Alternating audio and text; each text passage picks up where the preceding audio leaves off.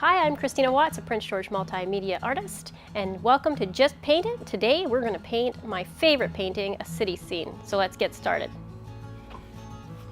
On my palette today, I only have primary colors. I have red, yellow, a blue, a black, and a white. And when I start this scene, I like to work the wet on wet. So I'm actually double and triple loading my big brush just to get it right blend onto canvas as I go.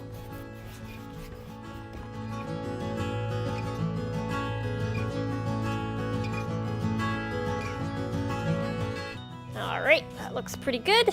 And now I'm just gonna move into my sponge. Now I'm using the sponge just because it blends nicely on the edges. And I'm picking a background, kind of a grayed down color. So I'll slightly tap it into a bit of my blue. I think I like to have a larger building on the end in the background.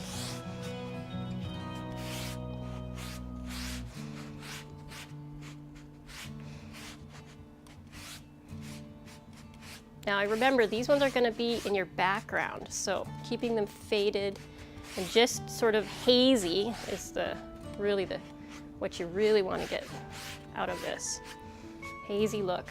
And keep your buildings different widths. So I've seen that I've got this width is the same as this width, and this width's pretty close. So I'm going to change that.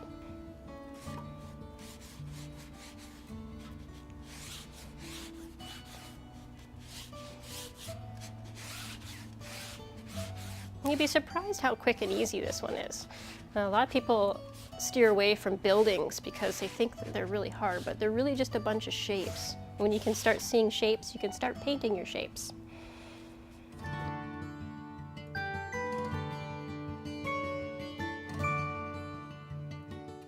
This is a big giant palette knife. Choose your palette knives based on the sizes that you want to swipe and the shapes that you want to make. For example, if I wanted a big building over here, I would not want to use a small palette knife because that would just simply take more work and more time. So now I'm going into a dark blue and a black with my palette knife. And I'm going to start making my shapes. I want to leave some of these hazy shapes in the background, so I'm thinking I'm going to run that guy in here.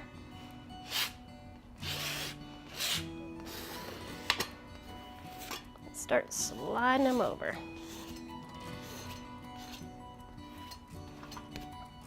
I love this painting scene because it really is a fast one. And when you've got limited time, if you have a family or work or stuff that you need to do, but you still want to crank out an interesting piece, something like this is really interesting. Acrylic, of course, dries darker, so I'm not too worried that I've put some red in here and the blue because, again, it's the variation in colors and it's going to kind of blend in with my dark. So people ask me, how do I see the buildings? I don't. I see the shapes, and I simply just offset the balance in the shapes, and it simply looks like a building. So you'll notice that I haven't gone directly across to make my next building here because it's just off balance. I will put it in over here, some over here, and some blue.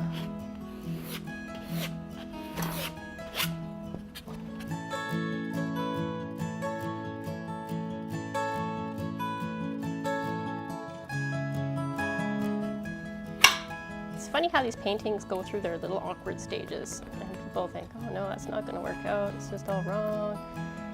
But it comes out in the end. And it's important not to really worry too much about it, because the whole time, even if you're doing them, you're learning something. Different each time, it's interesting and it's fun.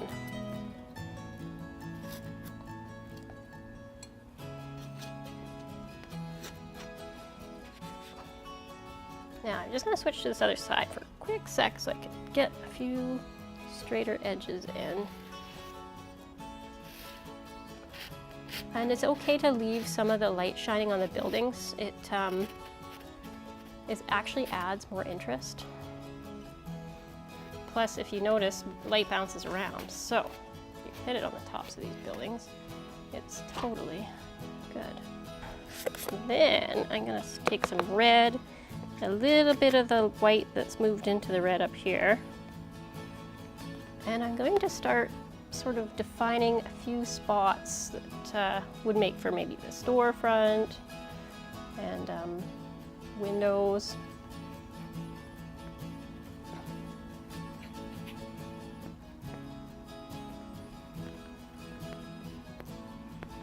And remember, it looks bright right now, but it's gonna dry really dark. And I'm looking at shapes. I want more squares.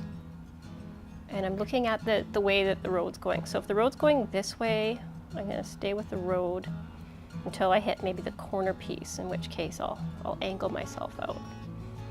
These might be some overhangs off the building. Now, because the overhangs will change, I'll grab some blue and some white just for variation.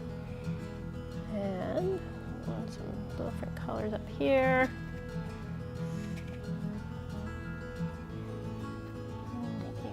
Here, little windows.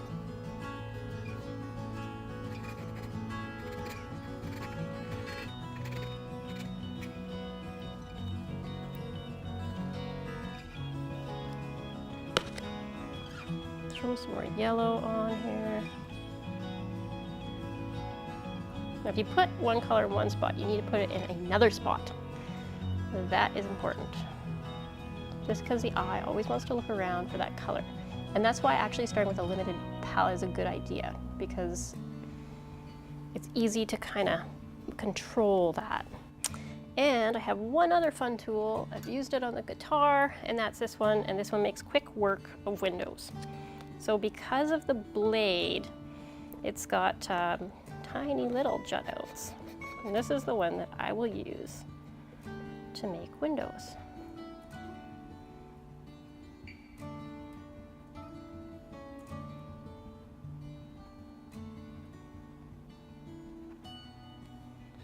Now, because these are kind of all the same, I'm trying to move my knife around so that I can make sure that they look differently, and I'll even use the end of my knife, which gives me a different size blade, to throw in some bigger shapes.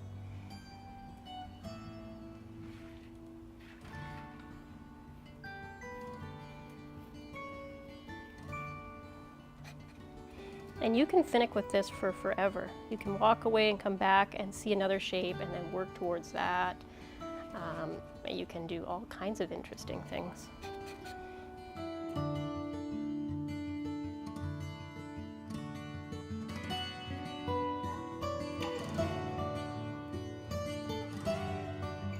And we can throw in a car.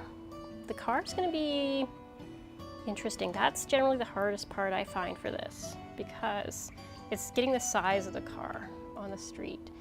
But it's a matter of sizing up. Okay, my windows are about there. Car would come to be about half of the window. That would be a square for the car. And then what you want to do is just throw a little bit of dark color and a little bit of white, so it's there, but it's not really in your face. And if you make any mistakes on it, it's not a big deal. You can hide them.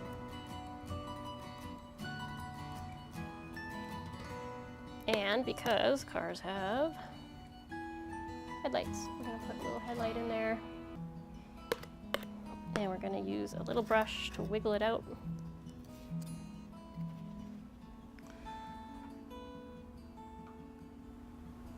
Because maybe it's a rainy day.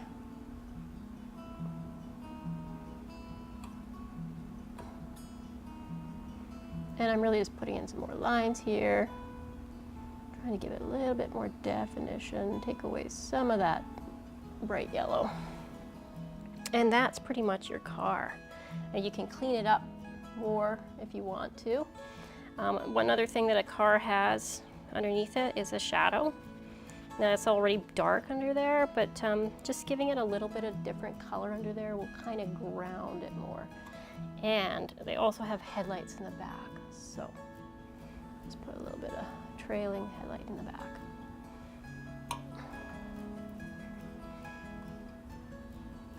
Yeah. And if I can do it, you can do it. This one's not that bad, right? It's a car. It's a car. Now I'm going to sort of step back and take a look at where I need to evaluate this piece and adjust it as needed. Okay, so I'm sort of assessing the picture. I like the abstract feel and look that it has. It looks like it's got some city vibes. It looks like it's got some fun lights going on. I'm going to put a few more lines in. They're going to make it a little more interesting. And let's take a look at how it looks after there's a little bit more definition. So this, I'm just simply putting it with my brush. It's any kind of like rooftops and bits and pieces that is just simply easier done with a small brush, and adding a little thicker paint here and there. I don't know what it is, but texture, I just love texture, and I think a lot of other people like texture. And if we want to put some more lights in, even for a, you know how on the side of a building they might have some extra lights shining in them, but you don't want to put it in so that it's so bright, so in your face, because this down here is pretty bright right now, and that's sort of where you want the eye to lead to. But there's nothing that says you can't put a few marks in here or there. And another thing that, let's say if we were down in Tokyo and we wanted to check out the street scene, it would kind of have string wires and stuff going across. So let's just throw a few in. Throw some signs in. So sometimes they have lots of signs sticking out. They're usually really bright, and they're in different spots.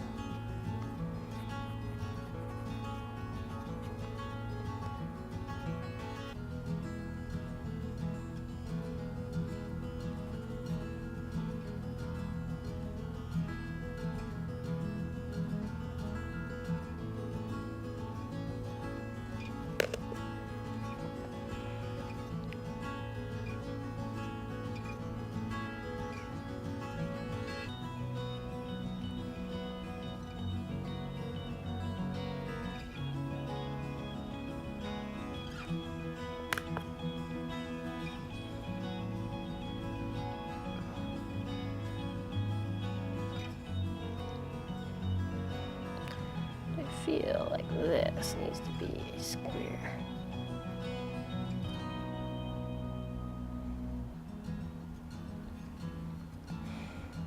And a little bit more brighter reds over here.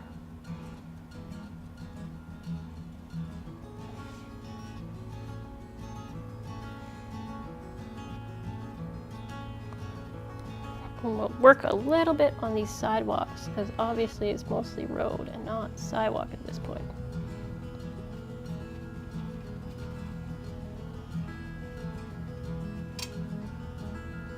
You want to be very careful about this, because this can get really tricky. Put a few things in the background, because sometimes you just have those looks back there that you need. Just simple dry brush technique there. And then the other side.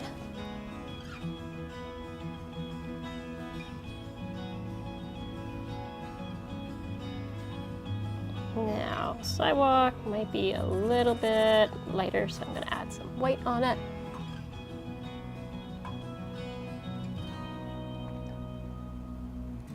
And this is not a perfect straight line, but it gives the impression that there is something there. And you can bring these guys down into it.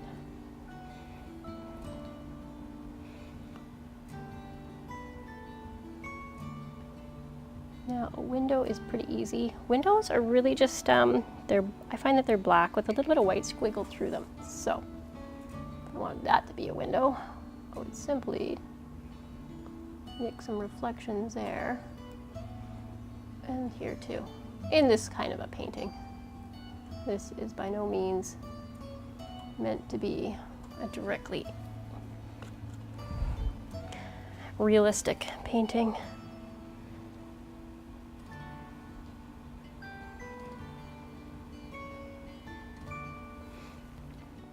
All right, so I think you get the idea. I mean, you can certainly keep going with this and defining and defining and defining until you have a realistic city scene. But this one's just a fun abstract one made with strictly primary paint colors. I hope you enjoy watching today's show. I'm going to sign off now.